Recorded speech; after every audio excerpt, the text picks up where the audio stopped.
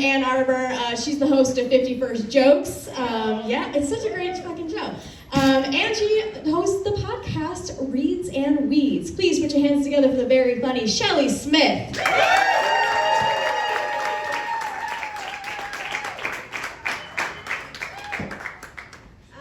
Before I take this out of the stand, I'm also going to talk about pockets since we're doing it. I just want to tell you, hold on, I want to get this. Oh, there we go. There we go. Yeah, I'm kind of having a peak experience right now for two reasons. One, I'm surrounded by books.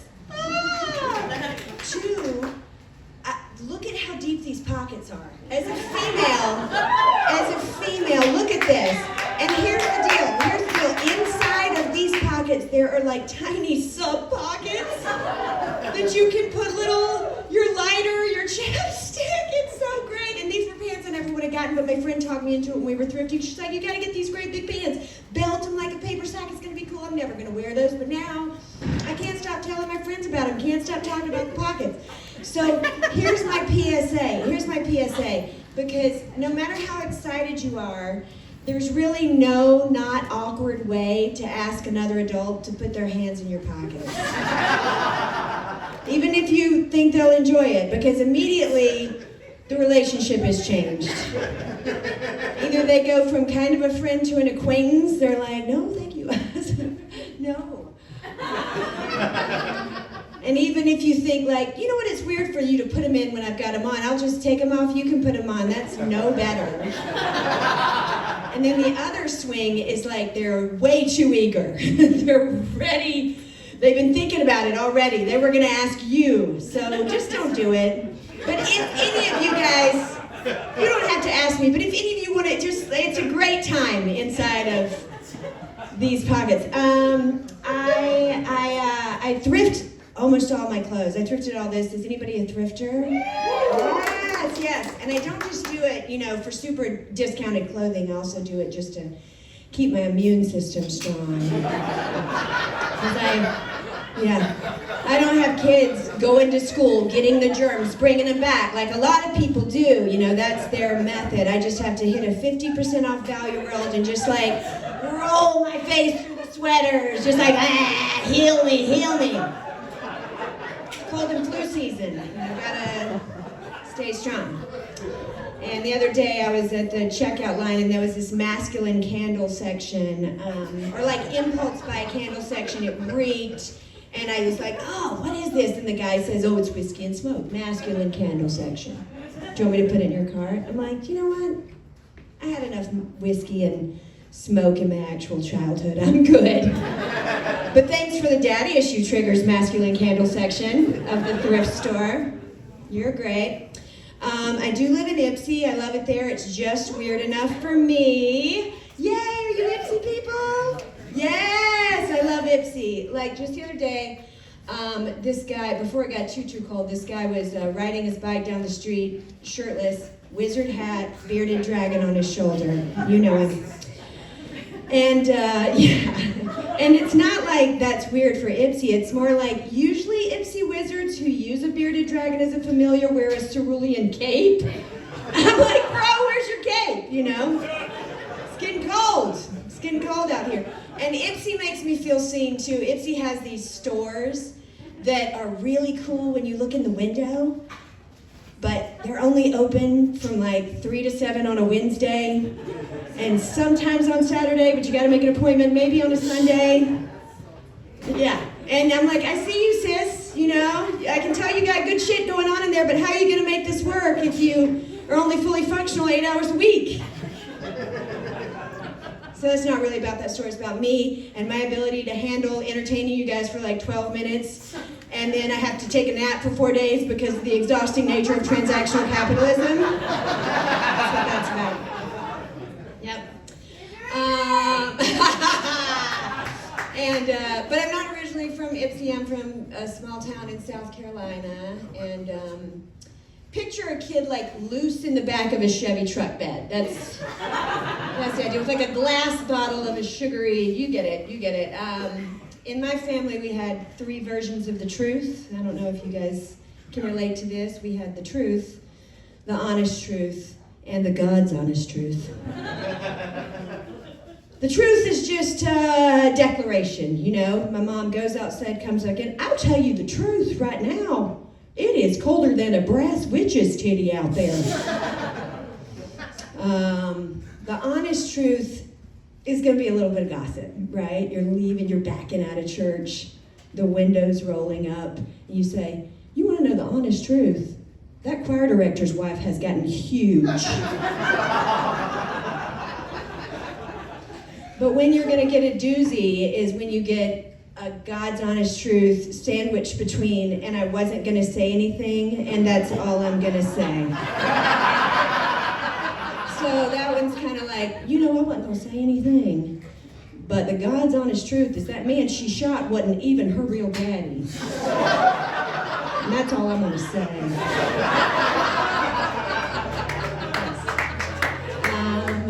Yeah, I felt like 2025, I was back there trying to get my thoughts together, and I'm like, I just feel like, I mean, I do smoke a lot of weed, so there is that, but I mean, like, my brain was just, I was just like, I can't remember shit. I've been doing this material for a while, I can't think of any, like, this past year was so crazy. I mean, mainly, you know, I just stayed at home with my 3 sisters, and I wrote my little plays, and my sister Amy painted, and my mom wrote to my dad, and wait a minute, I think this is actually the plot of Little Women. I'm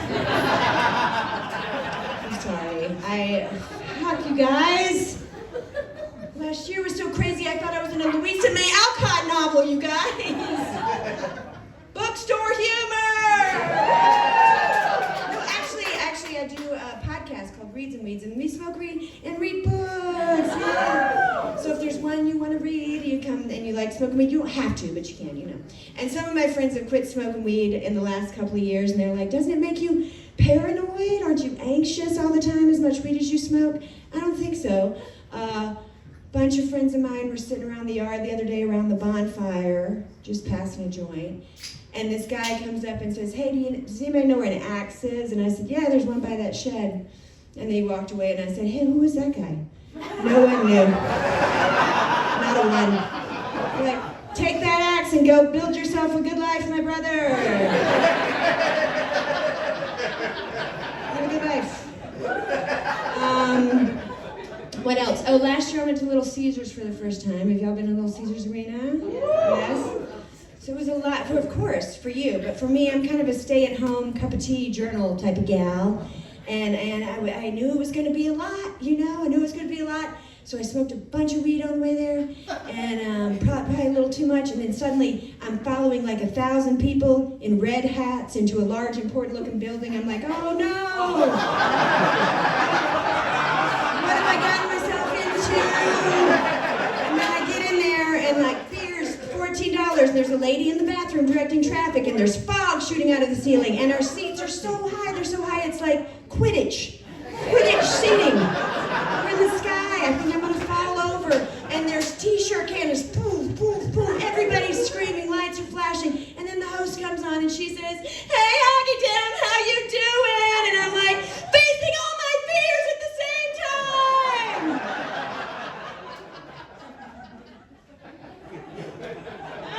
It was a lot. And then they started kiss camming. It was like, woo, they're kissing, hey, woo, they're kissing, hey. And then it landed on a little family that was kind of cute. Like, the dad had a little girl on his shoulders, a little toddler. And then there's maybe like a 7 or 8-year-old boy who's got his shirt off. And everybody just laughed like crazy. And then when they cut away, everybody said, boo. So they went back straight to the little shirtless boy. And everybody said, yay. And I was like, I don't know if I like this. And then I was like, okay, maybe it's over, you know. And then they go, and then other people in the crowd started going, my son's shirtless, look over here. Oh my God. So you know that there was a director going like, everybody scan your sections for shirtless boys. I really wanted it to stop. But this is what I appreciate, because I'm not from here, and you know, getting used to Michigan sports, it's like, at least everything is 2 syllables, so it's easy to cheer. You can be like, you know, let's go Tigers. You know what to do, right? And you, let's go Red Wings, right? You know what to do. Shirtless miners. What? Why? Why did it go on so long? Okay, last thing. I was there, I was with this guy, just waiting in line for something, trying to make conversation, and he says, he got a hot dog, and I said, how's a hot dog? I'm just making conversation. He says, nothing to write home about. Yeah, I get that. It's a hot dog, okay? Okay. But I was wondering, like, what would that look like? You know? It would be something like this.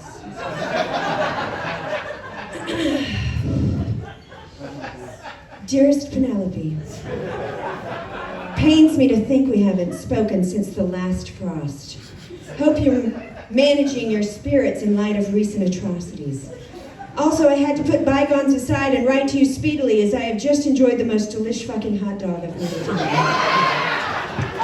eaten. Sweet sister, it reminded me of the flesh of our dear horse Bessie that we had to eat during the famine. Equal parts sad and satisfying. Anyway, your dear brother.